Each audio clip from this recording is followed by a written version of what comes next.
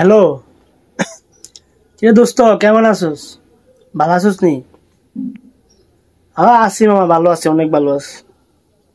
হ্যাঁ হ্যাঁ, টিয়া বুঝি ইনকাম আমার মাসে খাই দিয়া 40-50 হাজার টাকা বাড়াইতে পারি। হ্যাঁ হ্যাঁ আছি, আলহামদুলিল্লাহ অনেক ভালো আছে। সৌদি আরবের বেটা অনেক অনেক ভালো। হ্যাঁ, টিয়া পয়সা কামান দেয়। কি করছস? পাসপোর্ট বানালিছস?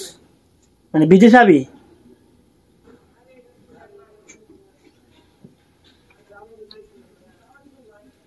আচ্ছা ঠিক আছে, তো বিদেশ যেতে আবি, আয় পর, সমস্যা নেই।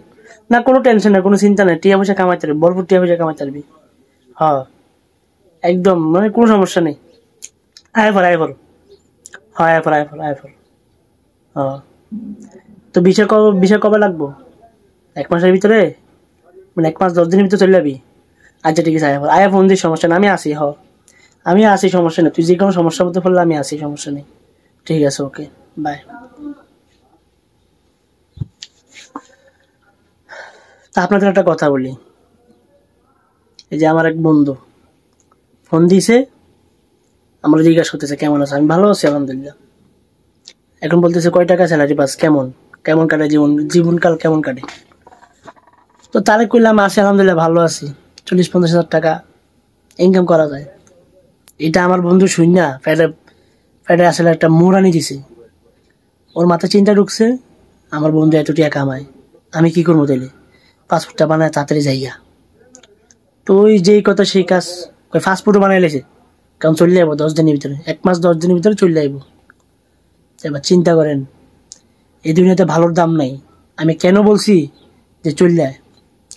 এখন আমি যদি বলতাম যে বন্ধু আসিস না, বিপদে বলবি, অনেক সমস্যার মধ্যে আছি, সৌদি আরব আগের মতো নাই। বিশেষ করে এই কথা হলে কেউ বিশ্বাস করবে না। যদি আমি বলতাম এই কথাটা, তো ও বলতো কি যে তুই হয়তো ভালো আছস, টিয়া কামাইতেছস, এই কারণে হয়তো না আমার মানা করতেছস। যদি আমি আসি, আমি যদি তোর মতো 40-50 হাজার টিয়া কামাই, যদি আমি টাকা বেশি কামাই লাই, এই চিন্তা কইরা তুই আমার আসতে দিতেছস না, মানে ওর চিন্তা ভাবনা এটা।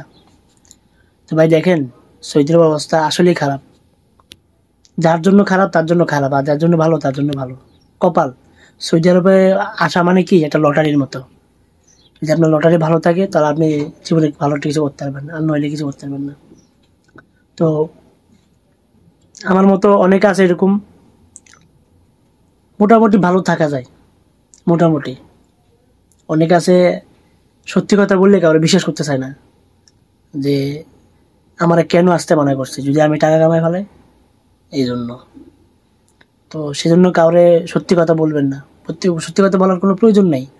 ডাইরেক্ট বলবেন হ্যাঁ ভালো আছি, হ্যাঁ তুই আসবি, হ্যাঁ এসে বল। আর আপনি যদি বলেন যে মামা আসিস না, সৌদির অবস্থা ভালো না, এটা বিশ্বাস করবে না। আরো আপনাদের কি পিছন দিয়ে আরো বলবে যে শালার প্রতি আমার মিথ্যা কথা বলতেছে, যাতে কি আমি যাতে না আসি। ও যদি টাকা কামাইতেছে, কারণ আমি যদি আসে যে আমি ওর মতো যদি টাকা কামাই, তাহলে আমারও একটু ভাবসাব বাইরে যাবো। এই কারণে হয়তো সে মিথ্যা কথা বলতেছে। তো কখনো কারো উপকার করবেন না, এই জিনিসটা থেকে বিরত থাকবেন।